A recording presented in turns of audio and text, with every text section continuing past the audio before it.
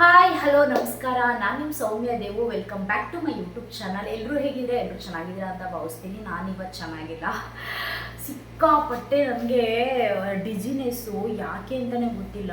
ತುಂಬ ಒಂಥರ ಸಿಕ್ ಫೀಲ್ ಅನ್ನಿಸ್ತಾ ಇದೆ. ನಾನಿವಾಗ ಜಸ್ಟು ಡ್ಯೂಟಿಯಿಂದ ಬಂದು ಫ್ರೆಶ್ ಅಪ್ ಆಗಿ ದೇವರು ದೀಪ ಎಲ್ಲ ಹಚ್ಚು ಇವಾಗ ಅಡುಗೆ ಮನೆಗೆ ಬಂದು ಸ್ವಲ್ಪ ಕುಕ್ ಮಾಡೋಣ ಅಂತ.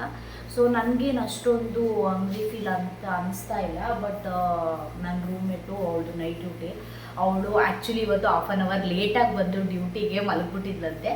ಹಾಗಾಗಿ ಅವಳೇನೂ ತಿಂದಿಲ್ಲ, ಮತ್ತು ಏನಾದರೂ ಮಾಡ್ಕೊಂಡು ತೊಗೊಂಡು ಬನ್ನಿ ಅಂತ ಹೇಳಿದ್ರು. ಸ್ವಲ್ಪ ಮಧ್ಯಾಹ್ನ ರೈಸ್ ಇತ್ತು, ಅದೇ ರೈಸ್ಗೆ ಸ್ವಲ್ಪ ಎಗ್ ರೈಸ್ ಮಾಡಿ, ಮತ್ತು ಅವಳದು ಪ್ರಾನ್ಸ್ ಡ್ರೈ ಫ್ರೈ ಕೇಳಿದ್ಲು. ತುಂಬ ಒಂದು 3-4 ಡೇಸ್ ಬ್ಯಾಕ್ ತೊಗೊಂಡಿದ್ದು ಫ್ರಿಜ್ಜಲ್ಲಿ ಹಾಗೇ ಇತ್ತು. ಸೊ ಮಾಡಿರಲಿಲ್ಲ, ಅದನ್ನು ಇವಾಗ ಡ್ರೈ ಫ್ರೈ ಮಾಡ್ತಾಯಿದ್ದೀನಿ. ಆ್ಯಕ್ಚುಲಿ ಫಸ್ಟ್ ಟೈಮ್ ನಾನು ಟ್ರೈ ಮಾಡ್ತಾಯಿರೋದು. I don't know how it's come, like ಮಾಡ್ತಾಳೆ ಎಲ್ಲೋ ಗೊತ್ತಿಲ್ಲ, ಬಟ್ ನಾನು ಬಂದಾಗ ಮಾಡ್ತಾಯಿದ್ದೀನಿ. ಮತ್ತು ನಾನು ಅಷ್ಟು ಅದು ಪ್ರಾನ್ಸ್ ಅಷ್ಟು ತಿನ್ನಲ್ಲ, ಅದೊಂಥರ ಸ್ಮೆಲ್ ಥರ ಫೀಲ್ ಅನಿಸುತ್ತೆ ನನಗೆ.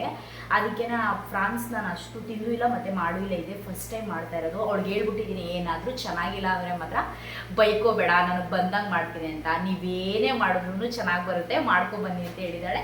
ಸೊ ಹಾಗಾಗಿ ಮಾಡ್ತಾಯಿದ್ದೀನಿ. ಬನ್ನಿ ಒಂದ್ಸಲ ಹೆಂಗಿದೆ ಅದು ಅಂತ ತೋರಿಸ್ತೀನಿ. ಈ ಥರ ಆಯಿತಾ, ಡ್ರೈ ಪ್ರಾನ್ಸು ಈ ಥರ ಮಾಡ್ತಾಯಿದ್ದೀನಿ. ನೋಡಿದ್ರೆ ಬಾಯಿ ನೀರು ಬರುತ್ತಿದೆ. ಬಟ್ ಫಸ್ಟ್ ಟೈಮ್ ನಾನು ತಿಂದಿಲ್ಲ ಇದನ್ನು, ಬಟ್ ಫಸ್ಟ್ ಟೈಮ್ ಮಾಡ್ತಾಯಿದ್ದೀನಿ. ನೋಡೋಣ ಯಾವ ಥರ ಬರುತ್ತೆ ಅಂತ. ನಾನು ಸೀಗಡಿ ಅಂತ ಅಂದರೆ ಒಂಥರ ಸಣ್ಣ ಸೀಗಡಿ ಬರುತ್ತಲ್ಲ, ಆ ಸೀಗಡಿಲಿ ಚಟ್ನಿ ಪುಡಿ ಮಾಡಿಕೊಂಡು ರೊಟ್ಟಿ ಜೊತೆ ಎಲ್ಲ ತಿಂದಿದ್ದೀನಿ. ಮತ್ತು ಇನ್ನೊಂದು ಅದೇ ಥರ ಸೀಗಡಿನ ಫ್ರೈ ಮಾಡಿ ಹುರಿದು ಉಪ್ಪು ಸಾಂಬಾರ್ಗೆ ಹಾಕಿ ಅದ್ರದ್ದು ಅದೆಲ್ಲ ತಿಂದಿದ್ದೀನಿ. ಬಟ್ ಈ ಥರ ಪ್ರಾನ್ಸ್ನ ನಾನು ಯಾವತ್ತೂ ತಿಂದಿಲ್ಲ. ಸೊ ಟ್ರೈ ಮಾಡಿ.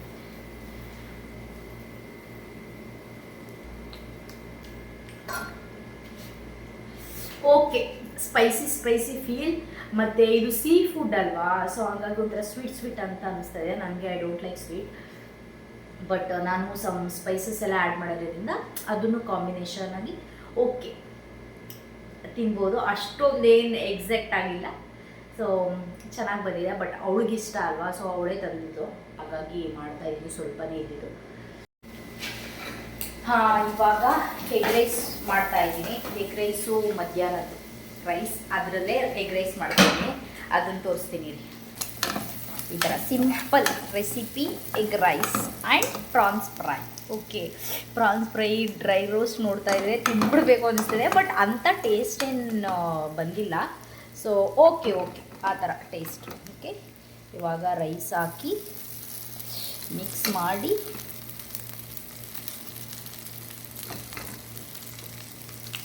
ಇಷ್ಟೇ ರೈಸ್. ಕಷ್ಟ ಗೈಸ್ ಜೀವನ. ಎಲ್ಲೋ ಒಂದು ಕಡೆ ಇರ್ತೀವಿ, ಏನು ತಂಗ್ಳೋ ಬಂಗ್ಳೋ ಇದು ಇಲ್ದಿರೋರು ಇದ್ದಾರೆ. ಸೊ ಆ ಥರ ನಾನಂತೂ ಊಟಕ್ಕೆ ಎಷ್ಟು ಎಕ್ಸ್ಪೆಕ್ಟ್ ಮಾಡ್ತೀನಿ ಅಂದರೆ ದೇವರಾಣಿಗೇನು ನನಗೆ ಏನೇ ಸಿಗಲಿ. ಆವಾಗೆಲ್ಲ ಚಿಕ್ಕದ್ರಲ್ಲೆಲ್ಲ ಸಿಂಡಾಡ್ತಿದ್ದೆ, ಅಯ್ಯೋ ನಂಗೆ ಅದೇ ಬೇಕು ಇದೇ ಬೇಕು ಅಂತ. ಬಟ್ ಇವಾಗೆಲ್ಲ ಬುದ್ಧಿ ಬತ್ತಾ, ಇವಾಗೆಲ್ಲ ಸೊಸೈಟಿಗಳನ್ನ ನೋಡ್ತಾ ಯಾವ ಥರ ಅನ್ನಕ್ಕೆ ಒಂದೊಂದು ತುಕ್ಕೂ ಕಷ್ಟಪಡ್ತಿದ್ದಾರೆ ಅಂತ ಇವಾಗ ಆ ಥರ ಎಲ್ಲ ಆಡಲ್ಲ. ಏನೇ ಸಿಗಲಿ ಎಂತೆ ಸಿಗಲಿ ಕಣ್ಣು ಮುಚ್ಕೊಂಡು ಕಣ್ಣು ಗೊತ್ಕೊಂಡು ಅದನ್ನ ಸಿಕ್ಕಿದ ಪ್ರಸಾದ ದೇವ್ರು ನಮ್ಗೆ ಇಷ್ಟ ಆದರೂ ಕೊಟ್ಟಿದ್ದಾನೆ ಅನ್ನೋ ಒಂದು ತೃಪ್ತಿಲಿ ಹೊಟ್ಟೆ ತುಂಬಿಸ್ಕೊತೀವಿ. ಆ ಥರ ಎಲ್ಲ ದುರಂಕಾರ ಎಲ್ಲ ಇಲ್ಲ. ಊಟದ ವಿಷಯದಲ್ಲಾಗಿರ್ಬೋದು, ಯಾವುದೇ ವಿಷಯದಲ್ಲಾಗಿರ್ಬೋದು, ನನಗೆ ಆ ಥರ ಏನೂ ಇಲ್ಲ. ಇವಾಗ ಎಗ್ ರೈಸ್ ಟೇಸ್ಟ್ ಮಾಡೋಣ. ಓಕೆ, ಎಗ್ ರೈಸ್ ಸಕ್ಕತ್ತಾಗಿ. ಎಗ್ ರೈಸ್ಗೆ ನೀವು ಹೆಂಗಾದರೂ ಮಾಡಿ ಎಗ್ ರೈಸು ಸಕ್ಕತ್ತಾಗಿ ಬರುತ್ತೆ. ಬಟ್ ನಾನು ಮಾಡೋದು ಒಂಥರ ಡಿಫ್ರೆಂಟ್ ಎಗ್ ರೈಸು. ಬಟ್ ಎಲ್ಲ ಹುಡುಗರು ನಾನು ಮಾಡೋ ಎಗ್ ರೈಸು ಮತ್ತು ಕಬಾಬ್ನ ಸಿಕ್ಕಾಪಟ್ಟೆ ಇಷ್ಟಪಟ್ಟು ತಿಂತಾರೆ. ಇವಾಗ ಸ್ವಲ್ಪ ಜನ ಇಲ್ಲ, ಇವಾಗ ಹೊರಟೋದ್ರು. ಬಿಫೋರ್ ಕಬಾಬ್ ಪೌಡರೇ ಇಲ್ಲ, ಸುಮ್ಮನೆ ಅಚ್ಕಾರದ ಪುಡಿ ಹಾಕಿ ಅದಕ್ಕೆ ಸಾಲ್ಟು ಮತ್ತು ಜಿಂಜರ್ ಗಾರ್ಲಿಕ್ ಪೇಸ್ಟ್ ಹಾಕಿ ಕಬಾಬ್ ಮಾಡಿದೆ ಆಯಿತಾ. 2 kg ಚಿಕನಲ್ಲಿ ಕಬಾಬ್ ಮಾಡಿ ಫುಲ್ ಎಗ್ ರೈಸ್ ಮಾಡಿ ಒಂದು ಚಿಕ್ಕದು ಪಾರ್ಟಿ ಮಾಡಿದ್ವಿ ಒಂದು ಬರ್ತ್ಡೇಗೆ, ಒಂದು ಸಿಸ್ಟರ್ ಬರ್ತ್ಡೇಗೆ. ಅವಾಗ ಎಷ್ಟು ಸಿಕ್ಕಾಪಟ್ಟೆ ಜನ ಇಷ್ಟಪಟ್ಟು ಇನ್ನೊಂದು ಸ್ವಲ್ಪ ಜನ ಕೇಳಿದ್ರು ಆಯಿತಾ, ನನಗೆ ಕಬಾಬ್ ಮಾಡಿಕೊಡಿ ಅಂತ. ಟೈಮ್ ಇಲ್ಲ ಮತ್ತು ಅದಕ್ಕೆಲ್ಲ ಸ್ವಲ್ಪ ಟೈಮ್ ಬೇಕು ಅಂತ ಹೇಳಿ ಮಾಡಿಕೊಟ್ಟೇ ಇಲ್ಲ ನಾನು. ಆ್ಯಕ್ಚುಲಿ ಮಾಡಿಕೊಡುವ ಆಯಿತಾ, ಬೇರೆಯವ್ರಿಗೆ ನಾವು ಮಾಡೋ ಒಂದು ಊಟ ಬೇರೆಯವ್ರಿಗೆ ಇಷ್ಟ ಆಗಿದೆ ಅಂತ ನಾವು ಅವ್ರ ಹೊಟ್ಟೆ ತುಂಬಿಸೋದ್ರಲ್ಲಿ ನಾವು ಏನೂ ಕಳ್ಕೊಳ್ಳಲ್ಲ. ಅದು ನನ್ನ ಒಪಿನಿಯನ್ ಗೈಸ್. ನಿಜವಾಗ್ಲೂ ಯಾರಾದ್ರೂ ಒಂದು ಊಟ ಕೇಳ್ಬೋದು, ಇಲ್ಲ ನೀನು ಚೆನ್ನಾಗಿ ಮಾಡ್ತೀಯಾ ನಂಗೆ ಮಾಡಿಕೊಡು ಅಂದರೆ ನಾನು ನೆಕ್ಸ್ಟ್ ಡೇನೇ ನಾನು ಅವ್ರಿಗೆ ಮಾಡಿಕೊಡ್ತೀನಿ. ಅದಕ್ಕಿಂತ ಖುಷಿ ನಮ್ಮ ಜೀವನದಲ್ಲಿ ಇನ್ನೇನಿದೆ ಹೇಳಿ? ಅನ್ನಕ್ಕಿಂತ ದೊಡ್ಡ ದಾನ ಇನ್ನೊಂದಿಲ್ಲ ಅಂತಾರೆ. ದಾನ ಧರ್ಮ ಮಾಡೋದ್ರಲ್ಲಿ ನನ್ನ ಪ್ರಕಾರ ತಪ್ಪೇನೂ ಇಲ್ಲ. ಆದಷ್ಟು ಸ್ವಲ್ಪ ಜನಕ್ಕೆ ಹೆಲ್ಪ್ ಮಾಡೋಣ. ಇವಾಗ ಪ್ಯಾಕ್ ಮಾಡ್ತಾ ಇದ್ದೀನಿ ಆಯಿತಾ, ಎಲ್ಲ ಮಾಡಾಯಿತು, ಪ್ಯಾಕ್ ಮಾಡ್ತಾ ಇದ್ದೀನಿ ಊಟನ.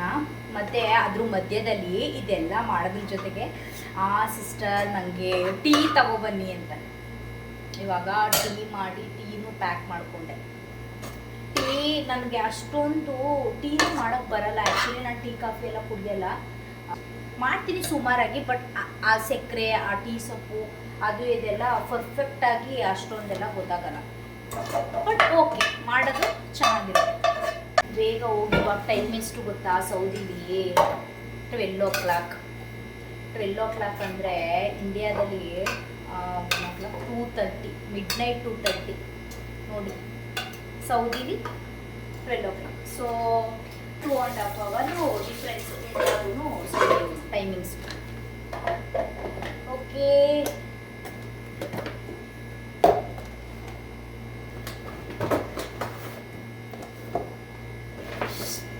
Ready to pack, let's go.